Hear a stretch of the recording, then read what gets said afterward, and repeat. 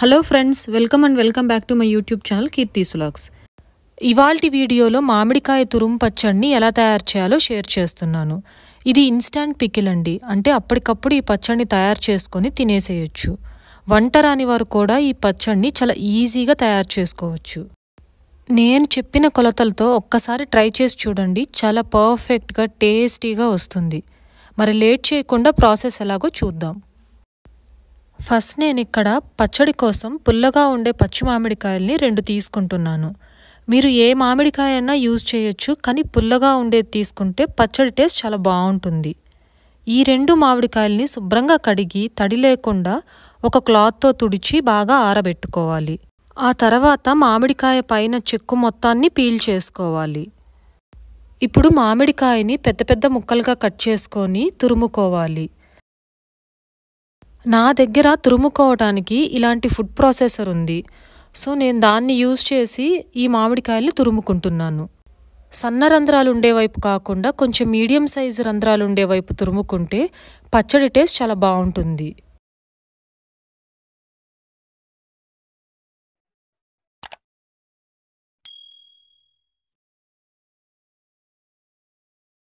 నేను తీసుకున్న 2 మామిడికాయలకి నాకు 4 కప్పుల తురుము వచ్చింది. సో 4 కప్పుల మామిడికాయ తురుముకి కొలతలు ఎంతెంత వేసుకోవాలో చూపిస్తున్నాను. మీరు ఒకవేళ పచ్చడిని ఎక్కువగా చేసుకుంటున్నట్లయితే క్వాంటిటీస్ని డబల్ చేసుకోండి, లేదా మీరు పచ్చడిని తక్కువగా చేసుకుంటున్నట్లయితే క్వాంటిటీస్ని సగం చేసుకుని యూజ్ చేయొచ్చు. ఇప్పుడు ఈ మామిడి తురుముని పక్కన పెట్టి ఆవపిండిని ఎలా తయారు చేసుకోవాలో చూద్దాం. దీనికోసం ఒక ప్యాన్ తీసుకొని అందులో 1 టేబుల్ స్పూన్ మెంతులు వేసి లో ఫ్లేమ్లో ఫ్రై చేసుకోవాలి. మెంతులు మాడిపోతే పచ్చడి టేస్ట్ సరిగ్గా రాదు, కాబట్టి మెంతులు మాడిపోకుండా మధ్య మధ్యలో కలుపుకుంటూ దోరగా వేయించుకోవాలి. మెంతులు కలర్ చేంజ్ అయినప్పుడు ఈ మెంతుల్ని వేరే ప్లేట్లోకి ట్రాన్స్ఫర్ చేసుకొని చల్లారేదాకా పక్కన పెట్టుకోవాలి. ఇప్పుడు అదే ప్యాన్లో 2 టేబుల్ స్పూన్ల ఆవాలు, అంటే మనం తీసుకున్న మెంతుల క్వాంటిటీకి డబల్ క్వాంటిటీలో ఆవాలు తీసుకొని చక్కగా ఫ్రై చేసుకోవాలి. మెంతులు ఆవాలు 2 లో ఫ్లేమ్లోనే మాడిపోకుండా డ్రై రోస్ట్ చేసుకోవాలి. అప్పుడే ఆవపిండి టేస్ట్ బాగా వస్తుంది. ఆవాలు కూడా చక్కగా వేగాక ఒక ప్లేట్లోకి ట్రాన్స్ఫర్ చేసుకొని చల్లారేదాకా పక్కన పెట్టుకోవాలి. ఇప్పుడు ఈ ఆవాలు మెంతులు చల్లారేలోపు పచ్చడి కోసం తిరగమాతను చేసుకుందాం. తిరగమాత కోసం ప్యాన్లో 1.5 కప్పుల నూనె తీసుకోవాలి. వేరుశనగ పప్పు నూనె కానీ ఏదైనా పప్పుల నూనె కానీ యూజ్ చేస్తే టేస్ట్ చాలా బాగుంటుంది, అలాగే ఎక్కువ రోజులు నిల్వ కూడా ఉంటుంది. నేను ఇక్కడ వేరుశనగ పప్పు నూనె తీసుకుంటున్నాను. నూనె బాగా కాగిన తర్వాత ఒక 1/2 టీ స్పూన్ మెంతులు, 1.5 టీ స్పూన్ ఆవాలు వేసి ఆవాలు చిటపటమన్నాక స్టవ్ ఆఫ్ చేసి ఒక మీడియం సైజు వెల్లుల్లి మొత్తాన్ని కానీ 20 నుంచి 25 వెల్లుల్లి రెబ్బల్ని క్రష్ చేసుకొని ఆయిల్లోకి యాడ్ చేసుకోవాలి. అలాగే 5-6 ఎండుమిరపకాయలను తుంపి వేసుకొని ఒక 1/2 టీ స్పూన్ ఇంగువ కూడా వేసి ఫైనల్గా గుప్పెడు కరివేపాకు కూడా వేసి ఫ్రై చేసుకోవాలి. ఇప్పుడు ఈ తిరగమాతని చల్లారేదాకా పక్కన పెట్టుకోవాలి. మనం ఆవాలు చిటపటమన్నప్పుడే స్టవ్ ఆఫ్ చేసుకుంటే ఆ వేడికే ఈ తిరగమాత మొత్తం వేగుతుంది. మరీ చివరిదాకా స్టవ్ ఆన్ చేసి ఉంచితే తిరగమాత మాడిపోతుంది.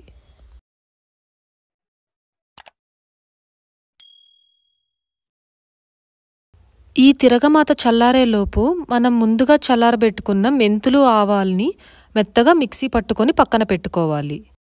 ఇప్పుడు ఒక మిక్సింగ్ బౌల్ తీసుకొని అందులో మనం ముందుగా తురిమి పెట్టుకున్న మామిడికాయ తురుముని యాడ్ చేసుకోవాలి.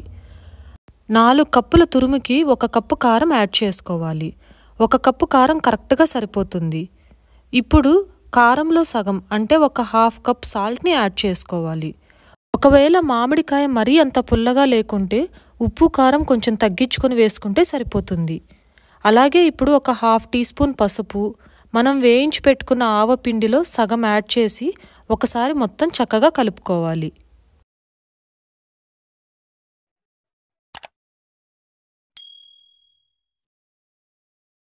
తిరగమాత పూర్తిగా చల్లారిందో లేదో ఒకసారి చెక్ చేసుకొని ఈ తిరగమాతని పచ్చళ్ళలోకి యాడ్ చేసుకోవాలి. ఈ పచ్చడి తిరగమాత చక్కగా కలిసేలాగా ఒకసారి కలుపుకొని 1 గంట పాటు పక్కన పెట్టి ఆ తర్వాత సర్వ్ చేసుకోవచ్చు. నేనిక్కడ 1 రోజు మొత్తం పక్కన పెట్టుకున్నాను.